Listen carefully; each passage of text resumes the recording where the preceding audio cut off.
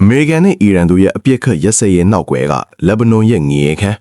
အပြစ်ခတ်ရက်စဲပြီးနိုင်ပိုင်းအတွင်းမှာပဲလက်ဘနွန်နိုင်ငံစီကိုစစ်မီးကကူးစက်သွားခဲ့ပါတယ်။တမိုင်းတစ်ချောင်းအပြင်းထန်ဆုံးလေကြောင်းတိုက်ခိုက်မှုတွေနဲ့အစ္စရေးကလက်ဘနွန်ကိုဘုံကျဲနေပါပြီ။အမေရိကန်နဲ့အီရန်တို့ငင်းချမ်းရေးဆွေးနွေးပွဲမစတင်ပြီး၄လပဲအစ္စရေးကစစ်မီးကိုပြန်ဝှင့်လိုက်တာဖြစ်ပါတယ်။အစ္စရေးရဲ့ရွေးချက်ကဘာဖြစ်မလဲဆိုတာကိုအခုဗီဒီယိုမှာအသေးစိတ်တင်ဆက်ပေးသွားမှာဖြစ်ပါတယ်။ဧပြီလ10ရက်နေ့ည10နာရီဝန်းကျင်အချိန်မှာဒီဖြစ်စဉ်ဒီစတင်ခဲ့တာဖြစ်ပါတယ်။ဒီကနေ့မနက်ပိုင်းမှာပဲနှစ်ပတ်ကြာအပြစ်ခက်ရက်စဲဖို့သဘောတူညီမှုရခဲ့ကြပါတယ်။ဒါကြောင့်ကမ္ဘာရှယ်ယာဈေးကွက်တွေပြန်တက်လာပြီးရေနံဈေးနှုန်းတွေလည်းတိတိကျကျထိုးဆင်းသွားခဲ့ပါတယ်။အီရန်နိုင်ငံရဲ့လမ်းမတွေပေါ်မှာလည်းပြည်သူတွေကငြိမ်းချမ်းရေးရပြီးဆိုပြီးအောင်ပွဲခံခဲ့ကြပါတယ်။ဒါပေမဲ့အဲ့ဒီပျော်ရွှင်မှုကခဏတာပဲဖြစ်ပြီးငြိမ်းချမ်းရေးနောက်ကွယ်မှာတေချင်းတရားတွေကစောင့်ကြိုနေခဲ့ပါတယ်။ဒီသဘောတူညီမှုမှာအရေးကြီးတဲ့ကွက်လက်တကုတ်ကျန်နေခဲ့ပြီးအဲ့ဒါကတော့လက်ဘနွန်နိုင်ငံပဲဖြစ်ပါတယ်။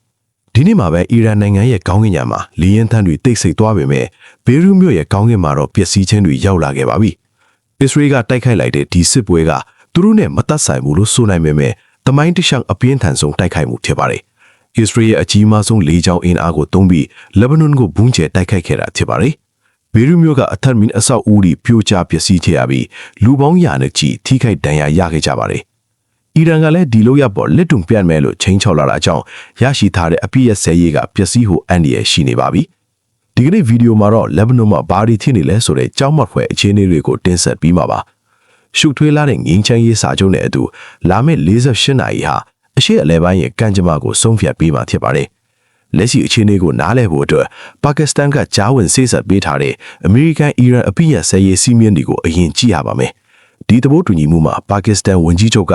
လက်ဘနွန်အပါအဝင်နေရာတိုင်းမှာစစ်ပွဲတွေရပ်တန့်ကိုကြေညာခဲ့ပါတယ်။ဒါပေမဲ့အစ္စရေးဝန်ကြီးချုပ်နေတန်ယာဟူကတော့ဒီသဘောတူညီမှုကိုချက်ချင်းပဲညှင်းပယ်လိုက်တာပါ။နှစ်ပတ်ကြာအပြေးခက်ရက်စဲရေးမှာလက်ဘနွန်မပါဝင်ဘူးလို့သူကဖျက်ဖျက်သားသားပြောဆိုခဲ့တာပါ။အစ္စရေးကပြောတဲ့အတိုင်းပဲနိုင်ပိုင်းအတွင်းမှာတိုက်လီရင်အစီး90ထက်မနည်းလက်ဘနွန်ကောင်းကင်ယံကိုကျူးကျော်ဝင်ရောက်လာပါတယ်။မိနစ်ပိုင်းအတွင်းမှာပဲဘုံနဲ့တွန်းကျယ်ပေါင်း160ကိုဖစ်ခတ်ပြီးဖြစ်မှတ်ပေါင်း100ကိုတိုက်ခိုက်ခဲ့တာဖြစ်ပါတယ်။ဘေရူမြို့လယ်မှာလူနေထူထပ်တဲ့ရက်ကွက်9ခုကိုတိုက်ခိုက်တာကြောင့်လူနေအဆောက်အဦတွေပြိုကျကုန်ပါတယ်။ဘီကာတွန်ကကော်ဖီဆိုင်နဲ့လူမှုရေးအဆောက်အဦတွေကိုတိုက်ခိုက်တာကြောင့်လည်းလူပေါင်းများစွာသေဆုံးခဲ့ရပါတယ်။ပုံမှန်အားဖြင့်အစ္စရေးကအရာသင်တွေကိုရှောင်သိမ်းနိုင်မှုကိုတင်အတိပေးလိရှိပေမဲ့အခုတစ်ခေါက်မှာတော့ဘာတတိပေးချက်မှမရှိပါဘူး။ဒါဟာအစ္စရေးစစ်တပ်ကပြစ်မှတ်ထားတဲ့သူတွေကိုတိတိကျကျလှုပ်ကြံချင်တာကြောင့်ဖြစ်တယ်လို့မြင်သက်သေတွေကဆိုပါတယ်။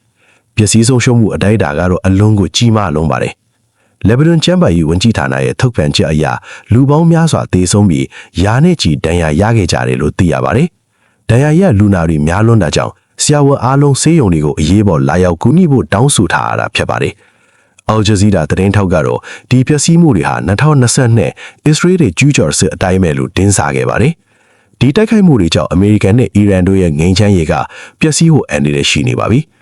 Hezbollah အဖိုက်ကလည်းအီရန်ကိုကူညီဖို့အတွက်စစ်ပွဲတွေကိုပါဝင်လာနိုင်ပါတယ်။အကယ်၍အစ္စရေးကတိုက်ခိုက်မှုတွေမရပ်ဘူးဆိုရင်ဘယ်သူမှမငြိမ်နေမှာမဟုတ်ဘူးလို့ Hezbollah ဘက်ကသတိပေးထားပါတယ်။အီရန်နိုင်ငံခြားဝန်ကြီးကလည်းအစ္စရေးဘက်လွန်ရတွေအပေါ်ပါကစ္စတန်စစ်ဦးကြီးချုပ်စီကိုချက်ချင်းဖုံးဆက်ပြောဆိုခဲ့ပါတယ်။ဒီအဖြစ်ရဲ့ဆဲရေးဟာအခုအချိန်ထိတော့အသက်ဝင်ဆဲပဲဖြစ်ပါတယ်။ကမ္ဘာလုံးကတော့လာမယ့်တောက်ကြနေ့ကိုစောင့်ကြည့်နေပါတယ်။အဲ့ဒီနေ့ကအမေရိကန်နဲ့အီရန်ကိုယ်စားလှယ်တွေအစ္စလာမာဘတ်မြို့မှာမျက်နှာချင်းဆိုင်တွေ့ပြီးငြိမ်းချမ်းရေးစာချုပ်လက်မှတ်ထိုးမဲ့နေ့ဖြစ်ပါတယ်။ဒါပေမဲ့အစ္စရေးကလက်ဘနွန်ကိုစက်တိုက်ပုံချဲနေတာကြောင့်ဒီဆွေးနွေးပွဲကမစတင်မီမှာပဲပြတ်ပြားသွားနိုင်ပါတယ်။မနေ့ကရရှိထားတဲ့စိတ်သက်သာရေးတွေဟာအခုတော့ပျောက်ကွယ်သွားခဲ့ပါပြီ။စစ်ပွဲကမပြီးသေးပဲပြစ်မှတ်တွေပဲပြောင်းလဲသွားတာဖြစ်ပါတယ်။အစ္စရေးတိုက်ခိုက်မှုတွေကအီရန်ကိုငြိမ်းချမ်းရေးဝိုင်းကထွန်းသွားအောင်တွန်းပို့နေတာလားဆိုတာစဉ်းစားစရာပါ။ဒီအခြေအနေတွေပေါ်ပြည်သက်တို့တော့ဘယ်လိုထင်ကြမလဲခင်ဗျာ။အားလုံးပဲဘေးကင်းကြပါစေလို့ဆုတောင်းရင်းနောက်ထပ်ဗီဒီယိုမှာပြန်လည်ဆုံတွေ့ကြပါမယ်ခင်ဗျာ။